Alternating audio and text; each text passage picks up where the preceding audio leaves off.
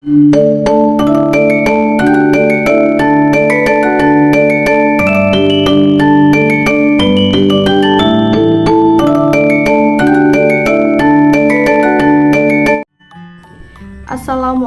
warahmatullahi wabarakatuh. Perkenalkan, nama saya Nabila Mecha Putri Abbas dengan NIM 311424078 dari kelas C semester 3. Baik, tujuan saya membuat video ini untuk memenuhi tugas mata kuliah Teknologi Digital dengan dosen pengampuh mata kuliah yang izin saya sebut nama beliau, Dr. Herson Kadir, SPD MPD. Halo semua. Pada video kali ini kita akan mempelajari tentang teks laporan hasil observasi.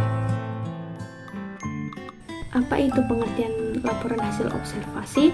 Laporan hasil observasi adalah teks yang berisi paparan hasil pengamatan terhadap suatu objek secara sistematis, faktual, dan objektif. Objek yang diamati dapat berupa makhluk hidup, benda, tempat, peristiwa, atau fenomena alam dan sosial. Yang kedua, ada tujuan teks laporan hasil observasi. Yang pertama, ada menyampaikan informasi hasil pengamatan secara jelas. Yang kedua, memberikan gambaran umum dan rinci tentang suatu objek. Ketiga, menambah pengetahuan pembaca berdasarkan fakta. Yang keempat, melatih kemampuan berpikir ilmiah dan sistem. Yang ketiga, ada ciri-ciri teks laporan hasil observasi. Yang pertama, berdasarkan fakta, bukan opini. Yang kedua, bersifat objektif dan informatif. Yang ketiga, disusun secara sistematis dan logis. Yang keempat, menggunakan bahasa baku dan ilmiah. Yang kelima, tidak mengandung unsur persuasif. Yang keempat, ada struktur teks laporan hasil observasi. Yang pertama, ada pernyataan umum, yaitu klasifikasi umum. Ini berisi pengenalan objek yang diamati secara umum. Yang kedua, ada deskripsi bagian, yaitu menjelaskan bagian-bagian objek, ciri, sifat, fungsi, atau prosesnya secara rinci. Yang ketiga, ada deskripsi manfaat atau opsional. Nah, di sini menjelaskan kegunaan atau peran objek bagi kehidupan. Yang kelima, ada kaidah kebahasaan laporan hasil observasi. Yang pertama, menggunakan nomina umum, misalnya seperti hewan, tumbuhan, manusia. Yang kedua, menggunakan verba relasional, yaitu adalah merupakan. Yang ketiga, menggunakan verba material, yaitu hidup, tumbuh, berkembang.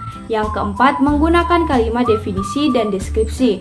Yang kelima, menggunakan kata teknis atau ilmiah sesuai objek. Yang keenam, menggunakan kalimat pasif. Yang keenam, di sini ada jenis-jenis observasi, yaitu observasi langsung, yaitu mengamati objek secara langsung. Yang kedua, ada observasi tidak langsung, yaitu melalui media seperti buku, video, dan internet. Yang ketujuh, di sini ada contoh judul teks laporan hasil observasi.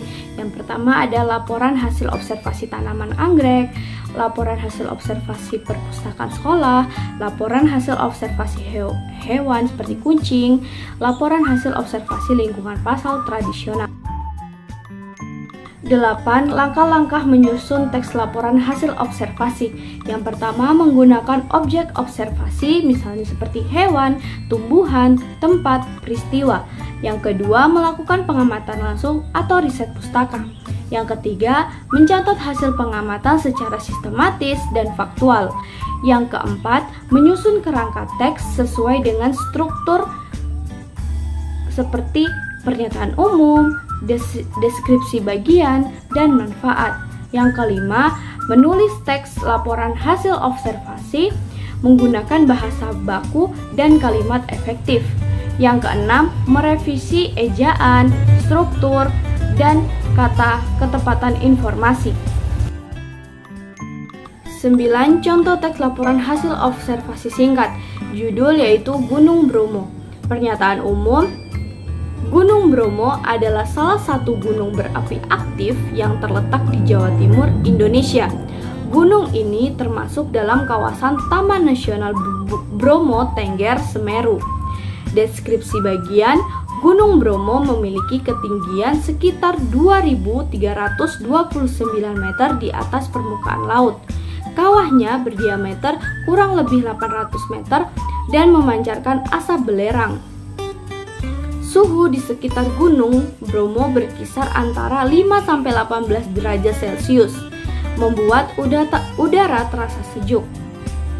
Deskripsi manfaat, Gunung Bromo menjadi objek wisata alam dan budaya yang menarik.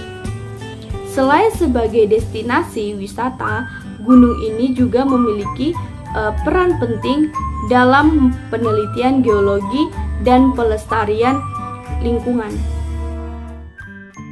Laporan hasil observasi Gunung Bromo yang mencangkup deskripsi umum sebagai gunung berapi aktif di Jawa Timur. Keindahan alam seperti matahari terbit dari penanjakan, lautan pasir berbisik, kawah Bromo, serta aktivitas wisata seperti naik jeep, berkuda, dan menjelajahi alam. Pernyataan umum yang pertama ada lokasi. Terletak di Taman Nasional Bromo Tengger Semeru, Jawa Timur, yang berada dalam kaldera besar dengan lautan pasir yang luas. Yang kedua ada status. Gunung berapi aktif sering mengepulkan asap dan memiliki lingkar bahaya tertentu. Yang ketiga ada julukan. Dikenal sebagai Bromo, nama ini berasal dari Dewa Brahma dalam Hindu. Selanjutnya ada deskripsi bagian, yaitu keindahan alam dan budaya. Yang pertama ada matahari terbit yang biasa disebut dengan sunrise. Pemandangannya paling ikonik dari puncak penanjakan. Menampilkan langit berwarna keemasan dengan latar belakang Gunung Bromo, Batok, dan Semeru. Yang kedua ada lautan pasir berbisik. Hamparan pasir vulkanik luas yang unik sering disebut sebagai Sea of Sun, yang bisa dijelajahi dengan jeep, kuda, atau jalan kaki. Yang ketiga ada kawah Bromo.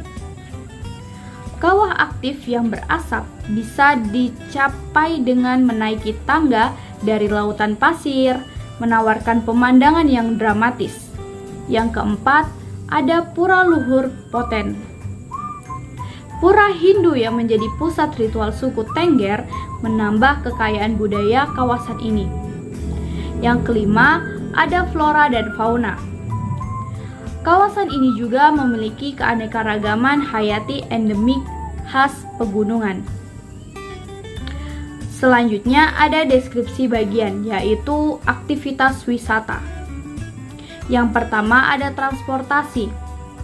Penggunaan jeep 4x4 sangat umum untuk menjelajahi medan pasir.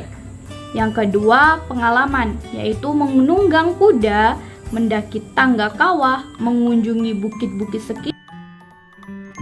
Kesimpulan materi laporan hasil observasi kelas 10. Laporan hasil observasi merupakan teks yang menyajikan informasi berdasarkan hasil pengamatan secara langsung, objektif dan sistematis terhadap suatu objek, peristiwa, atau fenomena.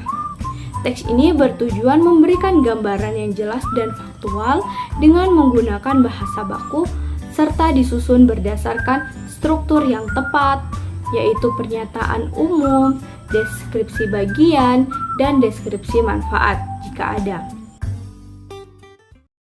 Itulah video dari saya. Sekian, wassalamualaikum warahmatullahi wabarakatuh.